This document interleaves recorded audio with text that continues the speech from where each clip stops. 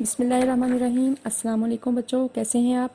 उम्मीद है आप सब खैरियत से होंगे। आज हम third edition new Oxford modern English book 5 पढ़ने लगे हैं। उसका चैप्टर है this morning is our history test. तो आइए हम शुरू करते हैं। ये पोइम है this morning is our history test. सुबह हमारा हिस्ट्री टेस्ट है। हिस्ट्री टेस्ट, हिस्ट्री मतलब ये किसी सब्जेक्ट का नाम है। जैसे इंग्लिश सब्जेक्ट होता है, उर्दू सब्जेक्ट होता है, इस तरह एक हिस्ट्री भी एक सब्जेक्ट का नाम है। तो ये हिस्ट्री टेस्ट है सुबह। तो इस बच्चे ने देखते हैं कैसी तैयारी की है। इस सबक को हम पढ़ते हैं। इस लेसन में देखते हैं कि उसने कैसी तैयारी की है। सबसे पहले हम इस वर्ड्स टू नो वाले सेक्शन में आते हैं। ये कुछ डिफ़िकल्ट वर्ड्स हैं। Mayonnaise means a thick creamy dressing for food made from egg yolks। Egg yolks अंडे की जर्दी। Oil and vinegar. Tennessee means a state in the United States of America। America की एक रियासत का नाम है Tennessee। Timbuktu means a city in Mali। माली एक मुल्क है, उसकी एक शहर का नाम है Timbuktu। पोइम स्टार्ट करते हैं। This morning is our history test। I have pinned my notes inside my vest।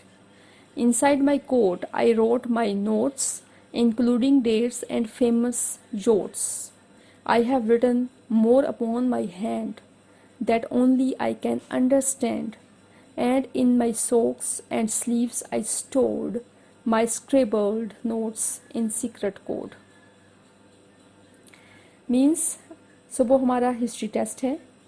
मैंने पिन अप कर लिए हैं, चैप्टर से पिन कर लिए हैं मैंने तमाम सारे नोट्स वेस्ट के अंदर। Inside my coat I wrote my notes. Coat के अंदर मैंने लिखे अपने नोट्स। इंक्लूडिंग डेट्स, जिसमें नोट्स में डेट्स तारीखें शामिल थी। एंड फेमस जोर्स और मशहूर हवाले। I have written more upon my hand. मैंने ज़्यादातर अपने हाथ के ऊपर लिखे। That only I can understand, जिसे कि मैं खुद ही समझ सकता था। And in my socks and sleeves I stored my स्क्रिबल्ड notes in secret code. और जराबों में और स्लीव्स में, स्लीव्स बोलते हैं बाजों में जराबों में मैंने जमा कर लिए, लिख लिए, स्टोर कर लिए माई स्क्रिबल्ड नोट्स, मेरे सीक्रेट नोट्स, मेरे वो ऐसे नोट्स जिसके कि मैं खुद ही पढ़ सकता था। अनटाइडी राइटिंग में मैंने वो लिखे, नोट्स लिखे, और वो भी सीक्रेट कोड में उसने ये सारे नोट्स लिख लिए। I have written down so many names of winners of Olympic Games, of buildings, peoples, places too, from Tennessee to Timbuktu. I even copied down a piece on ancient Rome and ancient Greece, plus everything from Shakespeare's plays to who invented mayonnaise। Means I have written down so many names। मैंने बहुत सारे नाम लिखे। Of winners of Olympic games, Olympic games के जीतने वालों के, इमारतों के, लोगों के, जगहों के भी। From Tennessee to Timbuktu, Tennessee से लेकर टिम्बकटू तक। I even copy done a piece, और जहाँ तक कि मैंने टुकड़ों में लिखे। On ancient Rome and ancient Greece, कदीमी रोम और कदीमी ग्रीस के बारे में भी मैंने नोट्स कॉपी कर लिए। Plus everything from Shakespeare's place, Shakespeare's के ड्रामों के बारे में जो कुछ भी था वो सब कुछ लिख लिया। यहाँ तक कि जिसने मायोनीज़ इन्वेंट की है, ईजाद की है, उसके बारे में भी मैंने लिख लिया। उसकी भी एक कॉपी मैंने लिख ली कागज़ के टुकड़े पर।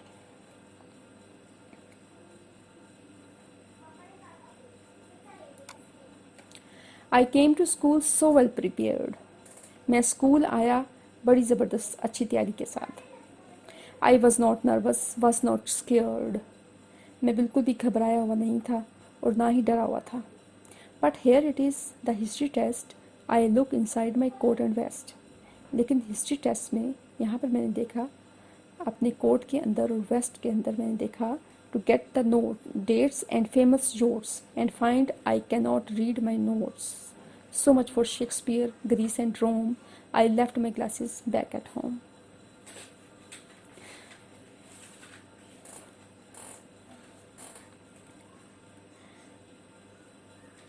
आई look inside my coat and vest, मैंने कोट और वेस्ट के अंदर देखा, तारीखों को और मशहूर हवालों को देखने के लिए, लेने के लिए, हासिल करने के लिए, गेट हासिल करने के लिए।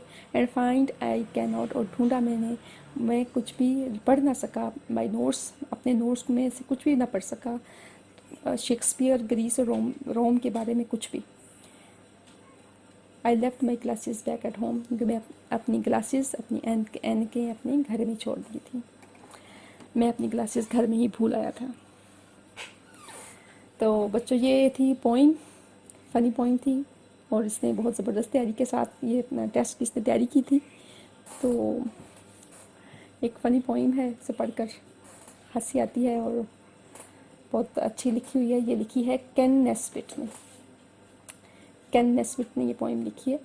और अगर आपने बच्चों ये पोइम आपको अच्छी लगी है तो आप इसके बारे में ज़रूर कमेंट बॉक्स में बताइएगा।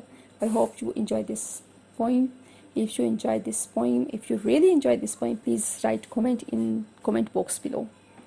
And this poem has written Ken Nesbitt. Ken Nesbitt is an American poet. He writes humorous poems for children. He is an American poet. He was born on 20 February in 1962, and at this time he is 58 years old. This is Ken Nesbitt and he is now 58 years old.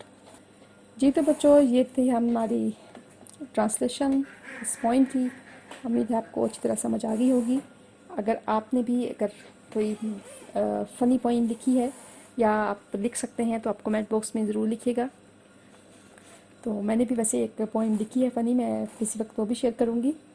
तो मिलते हैं इंशाल्लाह next chapter पे। अल्लाह हाफ़िज़।